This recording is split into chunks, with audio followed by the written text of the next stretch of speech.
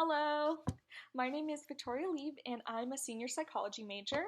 Today I'm going to share with you guys about why I love reality therapy and why I am so attracted to it.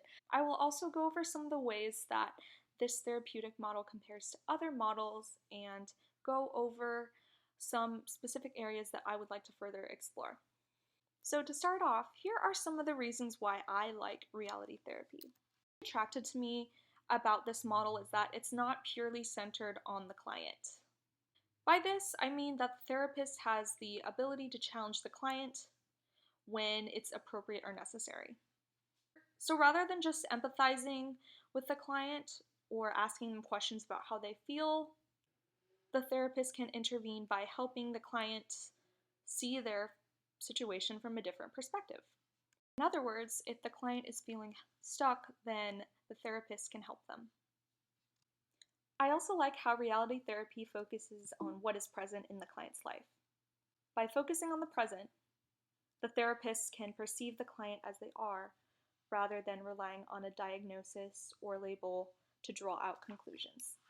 Therapy, the therapist and client are working on solving problems, but it is really client-based over what they bring to the room. So if a client wants to talk about something other than their current problems, like maybe their past, they're more than welcome to do that. Like the therapist is going to be a listening ear. Now they may ask the client how this relates to their present state and kind of redirect them in that way, but they are always open to hearing what the client has to say. And this is another reason why I like reality therapy. It allows for this kind of flexibility to happen.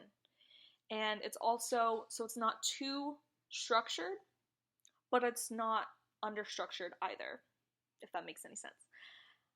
Okay, so to start off my presentation, I'm going to go over some of the elements of reality therapy that I agree with and stand by, and keep in mind that these are only some characteristics of reality therapy. So if you want to read more about them, then I definitely recommend referring to chapter 11 in the Corey textbook. Okay, so to start off, one of the elements of reality therapy that I really value is its emphasis on personal responsibility. I think that helping individuals acknowledge their own responsibility is a productive and useful method to use during sessions. So this isn't necessarily saying that the client should be blamed or told how and where they were wrong in the situation, but rather what new actions they can take with the control that they have. In reality therapy, control is correlated with responsibility. So if someone is able to take account for their own actions, then they can work on replacing those ineffective behaviors and actions with more effective ones. And this is also another reason why I'm so attracted to reality therapy. The control the client has can make them feel like they have this sense of empowerment. Another element of reality therapy that I like is how it focuses on the present. Other therapeutic models argue that in order to function well now, the client must focus and revisit their past. However, William Glasser, one of the founders of reality therapy, argues that the mistakes made in the past are relevant now. Just to clarify, reality therapy doesn't necessarily reject the past completely. If a client wants to talk about something that happened in their past, they're more than welcome to do that. However, reality therapists acknowledge that the past can't be changed. Although no one can change the past, you don't have to let the past determine your future. Another aspect of reality therapy that I like is the idea of not putting a label or diagnosis on someone. Reality therapists see symptoms as the body's way of warning that the chosen behavior isn't satisfying humans' basic needs. From reading about the other theories in this textbook, and based on my personal experience in therapy, I feel like therapists tend to place a huge emphasis on showing empathy towards their clients. And I don't think there's anything wrong with that. I think empathy is a critical part of therapy. However, I don't think that empathy is necessarily enough. Take, for instance, a client who has had a difficult life for many reasons. It could be that they recently lost a loved one or feel like they are stuck in this constant cycle of depression. Whatever it is, his experience should be appreciated, acknowledged, and understood by the therapist. However, when the client brings up his present day problems and describes how he feels nothing but constant distress and he feels helpless, empathy is probably not going to be sufficient enough for him to want to facilitate change.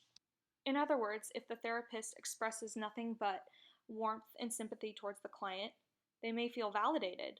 But on the other hand, it can also come off as supporting the problems rather than resolving them.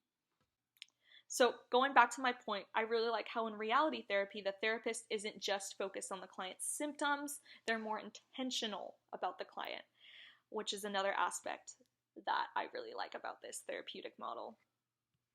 Okay, so now that I've shared with you some of the reasons why I'm so drawn to reality therapy, I'm going to share some ways in which this therapy model is different from others so that you can get more of an unbiased perspective. Since the textbook provides a detailed scope of what reality therapy is, I figured it might be helpful to see how it compares and contrasts to other models. So, to start off, reality therapy is more solution-focused, but it's not necessarily the same as solution-focused therapy or CBT. So while solution-focused therapy stresses only on early childhood experiences, reality therapy focuses on present experiences. This idea of focusing on current issues and being more solution-oriented is one of the ways that makes reality therapy similar to CBT. But there are also differences between these two, and I'm only picking on CBT because that is the therapy that I was planning to do my paper on. But there was also a part of me that was really curious about reality therapy as well. So from my understanding, CBT is about changing negative thinking patterns. On the other hand, reality therapy acknowledges the negative thinking patterns and challenges the client to ask themselves, what do you have to do now to make these changes happen? So that's kind of where I saw the difference. I'm sure there's plenty of other differences, but this is kind of where I best understood the difference between CBT and reality therapy. So moving on to some of the areas of exploration that I would like to dive deeper into. For the most part, I'm mostly curious about better understanding the limitations regarding reality therapy. So in the Corey text, he talks about how reality therapy doesn't value the unconscious, dreams, or past traumatic experiences, which I can understand why like a lot of psychologists and researchers would frown upon. I would like to have a deeper understanding as to why William Glasser places such a heavy emphasis on the conscious and not so much the unconscious. Another area I would like to further explore is why reality therapy rejects the concept of mental illness. I can understand why Glasser doesn't value putting a label or diagnosis on someone, but I can also understand the seriousness behind mental illness and why it should be taken more seriously. You know, in our generation, the stigmatization of mental illness continues to be a significant issue in our society. So my question is, how can we validate people's mental illness but not put a label on them, per se? To Glasser, I would ask, what alternatives are there in regards to providing a diagnosis? These are just a few areas of reality therapy that I would like to deepen my understanding of and further explore. So today I talked to you guys about some of the reasons why I'm so drawn to reality therapy, being I like how the client isn't left being the expert on their own, that they have that therapist to support them if they need help. In addition, I like how reality therapy places importance on the present. Compared to other therapies, it allows for more flexibility and it isn't too structured. I also touched on specific elements of reality therapy that I love, such as personal responsibility, having a sense of control, being in the present, and avoiding the effects of labeling or diagnosing. In addition, I also talked about some of the ways in which reality therapy compares and contrasts to other therapeutic models in order to provide more of an unbiased perspective. Lastly, I discussed some of the areas that I would like to further explore and address in my theory paper. Overall, I hope you found this presentation on reality therapy to be helpful and useful to you. I would love to hear your feedback on how you feel this presentation went, and maybe anything you learned. But anyways, thank you so much for listening. I hope you all have a great week.